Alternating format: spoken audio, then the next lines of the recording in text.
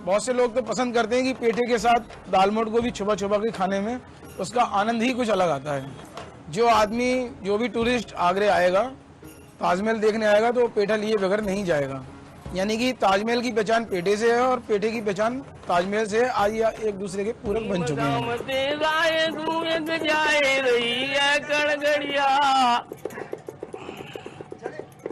और वहाँ बैठी एक बूढ़ी सी एक है डुगरिया, और ऐसे बोल मत बोल डोगरी, यही बोल तेरे खा जाएंगे, तू तो चली जातांगे में हम पैदर पैदर आ जाएंगे। आगरा यमुना के तट पर बसा उत्तर प्रदेश राज्य का एक शहर है। आगरा पत्थर के काम के लिए प्रसिद्ध है। यहाँ पत्थर तराशे जाते हैं और उनमें जान डाली जाती है। इटालियन भाषा के शब्द पिएत्रा ड्यूरा का अर्थ है सख्त पत्थर। मार्बल की यह कला सबसे पहले रोम में सन 1500 के आसपास उभरी और फ्लोरेंस शहर में जाकर परिपक्व हुई। पिएत्रा ड्यूरा की ख्याति और उसके बने आइटम्स यूरोप से मध्य पूर्व एशिया पहुंचे और उन्होंने मुगल शासकों का मन मोह लिया।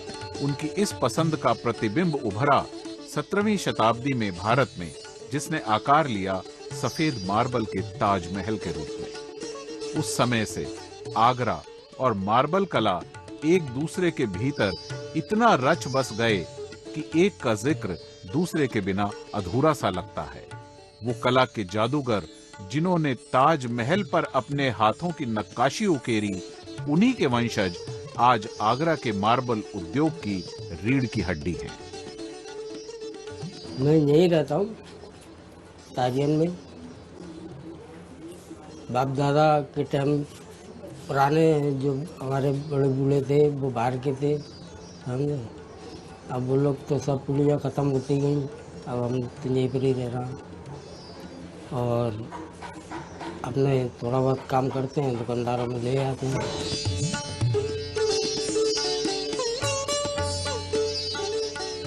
मन का पंछी तो हर क्षण वर्तमान के पार अतीत में निकल जाता है, यादों का सफर तय करता हुआ, जहां यादों के लंबे लंबे साए हैं, कभी हंसाते तो कभी रुलाते।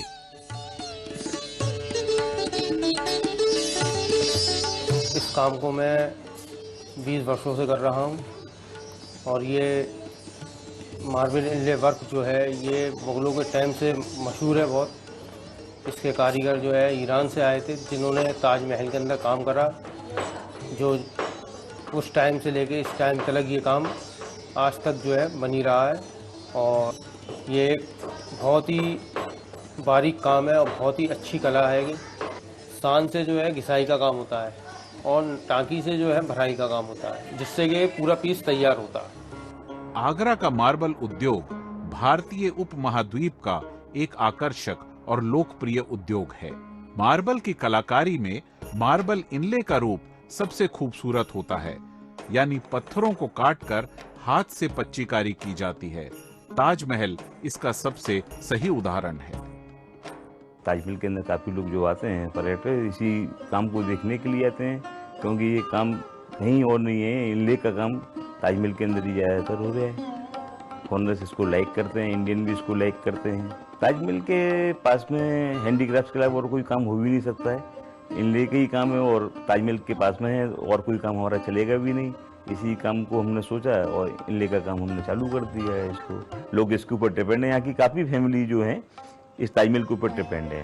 ताजमहल रहेगा तो उनकी फैमिली की रोजी रोटी इससे चलेगी। एक जो इनले वर्क होता है वो होता है बहुत महीन, बहुत बारीक, जिसको आप मैग्नीफाइंग ग्लास से देख पाएंगे। कॉन्वेक्स लेंस आपको लेना पड़ेगा, उतनी महीन उसमें इनले वर्क होगी।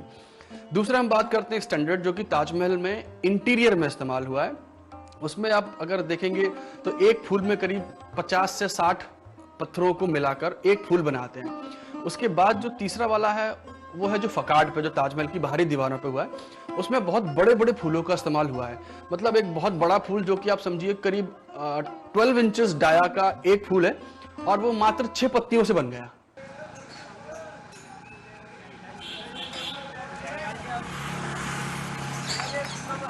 इतिहास बताने की जरूरत नहीं है, इतिहास सामने खड़ा है ताजमहल का, और वहाँ जिस तरह का काम हुआ है पत्थर की खुदाई का आज उसका एक रूप देखने को मिल रहा है। इतिहास तो सामने ही है, ताजमहल से बड़ा और क्या कर सकते हैं कि उसके पहले इतना उन्नत रहा होगा, तब तो ताजमहल में इतनी नक्काशी की गई है जो आज तक वह एक अनमोल धरोहर है विश्व के सामने और अपने देश के अद्भुत कलाकारी का उत्कृष्ट नमूना है।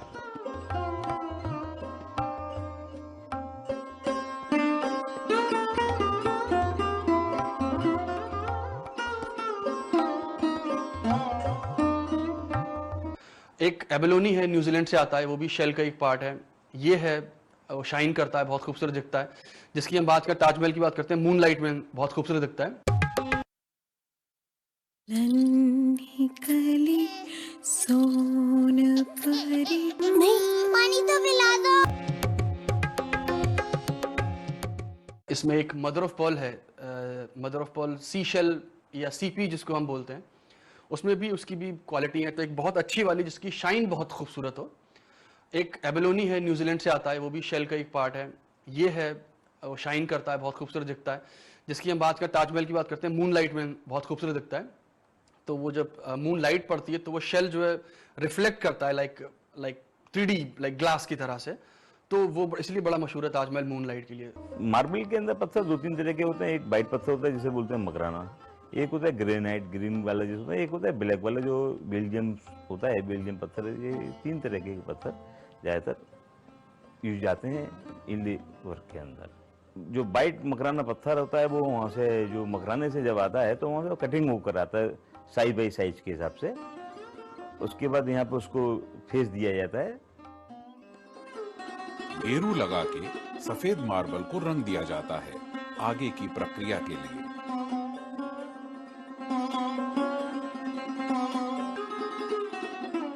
ये मेजरमेंट करने के लिए, किसी भी टेबल टॉप वगैरह प्लेट्स के लिए मेजरमेंट करने के लिए ये इस्तेमाल किया जाता है।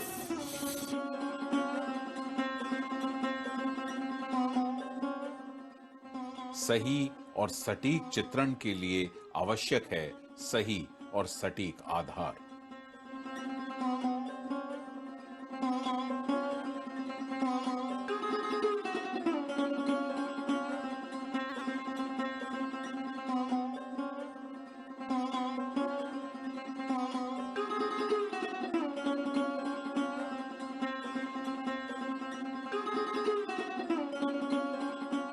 दो कारीगरों के हाथ में होता है,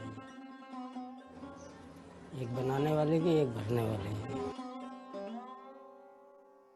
दोनों ही मुश्किल काम है, क्योंकि भरने वाले की ये उंगली टेढ़ी पड़ जाती है और बनाने वाले की उंगलियां देख लो आप।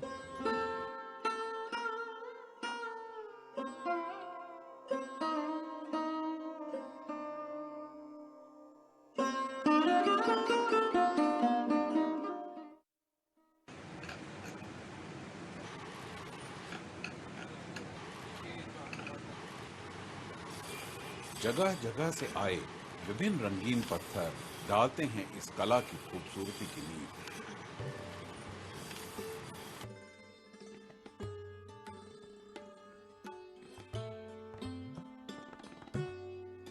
पत्थरों को एक आकर्षक डिजाइन के रूप में लगाया जाता है।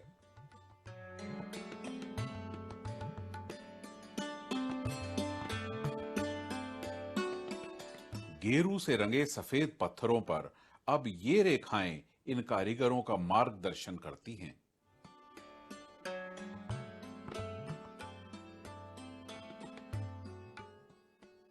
कितने सूक्ष्म औजारों से कितने बुलंद इरादों का ऐलान होता है इस मार्बल पर। एक एक पत्थर जैसे अपनी जगह लेता है, इस कलाकृति का कलात्मक मूल्य उड़ान लेने लगता है। आखिरकार गेरू हटाने पर बचते हैं मार्बल और उस पर जड़े पत्थर, जो कहते हैं इन अलबेले हाथों की कहानी।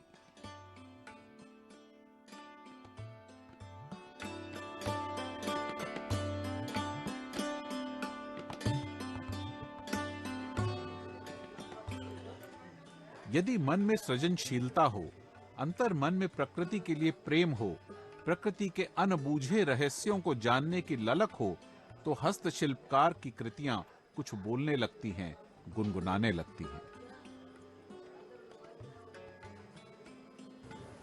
मैं 16-17 साल की उम्र से कर रहा हूँ। आज मैं 75 का करीब हो गया। मैं अध्यापक रहा हूँ जूनियर हाई स्कूल में, नायरी पिचानी जूनियर हाई स्कूल है, इसमें सहायक अध्यापक रहा हूँ।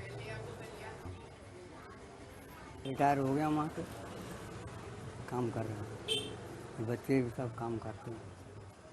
ये एक दिन में बन पाती है। अब हम तो इसको मजदूरी पे बना रहे हैं, 80-90 रुपये मिल रहे हैं। ये धार्मिक मूर्तियाँ हैं, ये बना रहे हैं। ताजमहल बनता है, पच्चेकारी होती है, और फ्लावर पॉट वगैरह ऐसे आइटम बनते हैं, टेबल टॉप बनते हैं।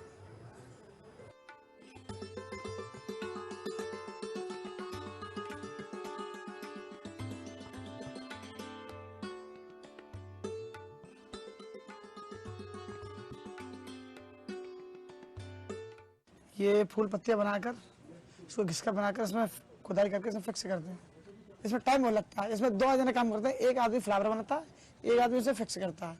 जी हाँ, कस्टमर आते हैं, बातचीत भी करते हैं, देखते भी हैं, बहुत से देख के अजूबा हो जाते हैं इस तरह काम हो रहा है। पत्थरों को काट छांट कर एक नई शक्ल देना आसान नहीं होता।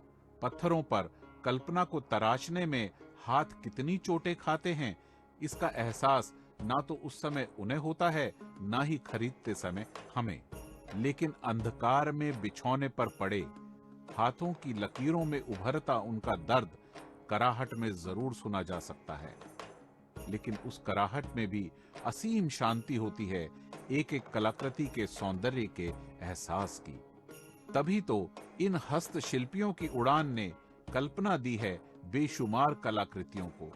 हर कृति कहती है कहानी, ललक और उत्कृष्ट आकांक्षा की।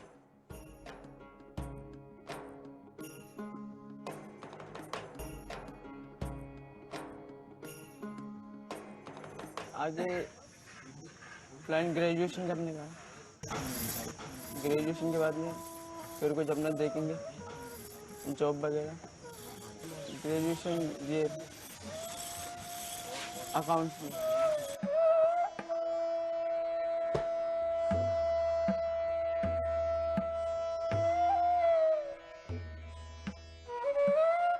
पहले कुछ टाइम पहले लोग आते थे सीखने से, जब उन्होंने देखा इसके अंदर कोई मुनाफा नहीं है, कोई प्रॉफिट नहीं है, तो इस चक्कर में हमने लोगों ने खुद ही नहीं सीखा इस चीज़ को। उसकी पहचान यही है कि मतलब ये देखिए, उसको ये देखना पड़ेगा कि कितनी मेहनत का काम है ये, और किस तरीके से हम इसको बना रहे हैं, किस तरीके से स्टोन बाहर से आ रहा है, और किस तरीके से हम इसको बनाते हैं और करते हैं। यही इसकी काबिलियत है काम की। वहाँ पर क्या है कि अगर आप एक छोटा सा ये काम कोई कर दे कि जब वो पत्थर कर रहा है तो उस पर पानी डाल दिया जाए तो डस्ट नहीं उड़ेगी। तो एक बार डस्ट बाहर आ गई तो उसको रोकना बड़ा मुश्किल है, कोई तरीका नहीं।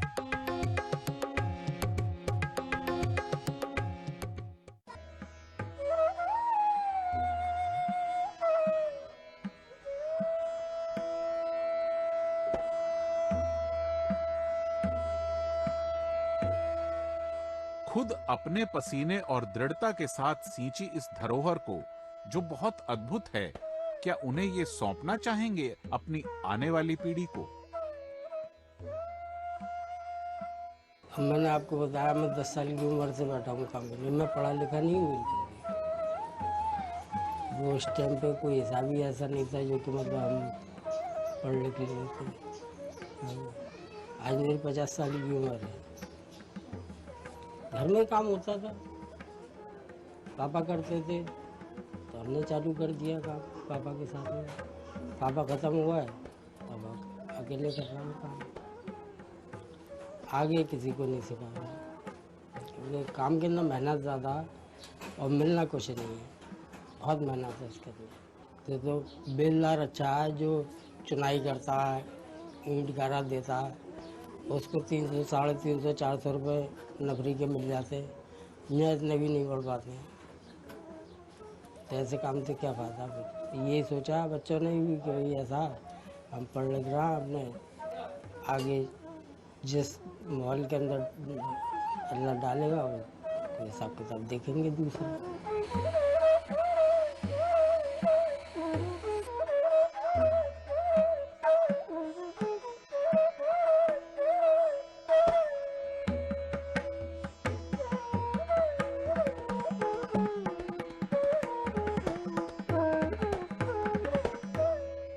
कुल मिलाकर इसका भविष्य मुझे तो अच्छा नहीं लग रहा, लेकिन मजबूरी है, क्या करें, और कुछ कर नहीं सकते, करना तो यही है, बच्चे तो इसी में पालने हैं।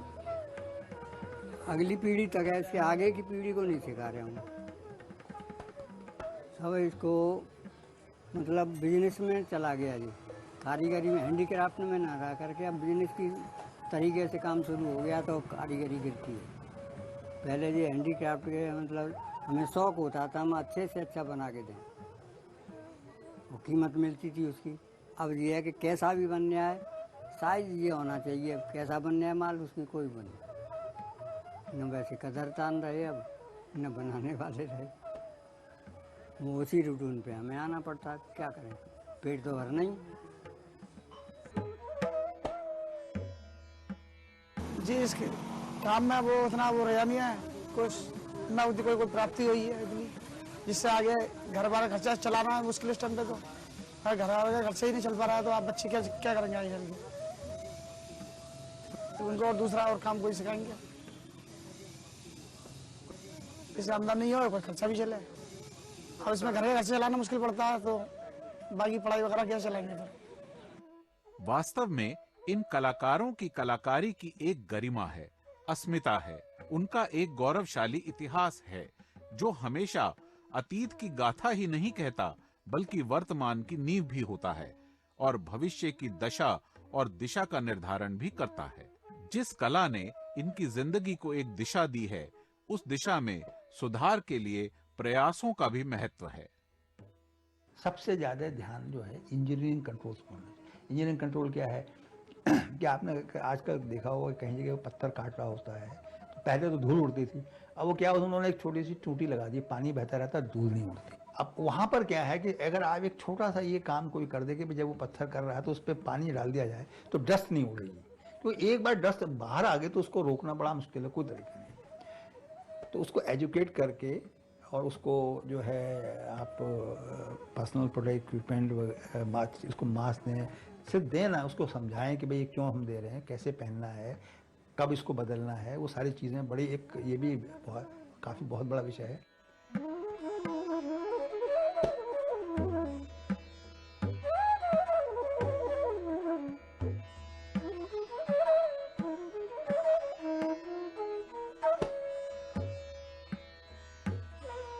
जो यहाँ पर कंप्लीट पीस होता है, पीस होने के कंप्लीट होने के बाद में ज़्यादा मार्जिन तो नहीं है, थोड़ा बहुत मार्जिन रख के हम लोग उसको सेल करते हैं, क्योंकि जितनी जल्दी हम इसको सेल करेंगे उतनी ही जल्दी दूसरे कारीगर से हम तैयार कराने को तैयार रहेंगे, इनकी रोजी रोटी चलती रहे। अगर उसको महंगा पीस करके बेचेंगे तो नहीं सेल होगा, सस्ते में हम लोग बेचेंगे तो उनको एक रोजी रोटी मिलेगी जो इसके ऊपर डिपेंड है।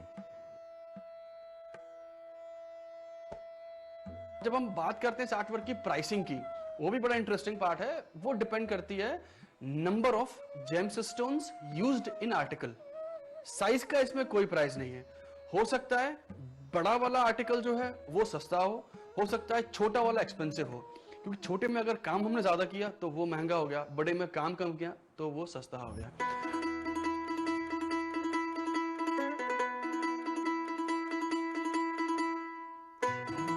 अब हमें देखना यह है कि जिस सांस्कृतिक संपदा की झलक पूरे भारत में देखी जा सकती है, जो हमें विरासत में मिली है, उसका हम संरक्षण कैसे करें, कैसे उसे निखारें, तभी तो हम अपनी आने वाली पीढ़ी को इसे सौंप सकेंगे। इस विरासत में सब कुछ आता है, किले, महल, नक्काशियां ही नहीं बल्कि गांव गलियारों में अपने अस्तित्व के लिए संघर्ष करती कारीगरी भी। जरूरी है इनकी कद्र करना और इनके अस्तित्व को बचाना।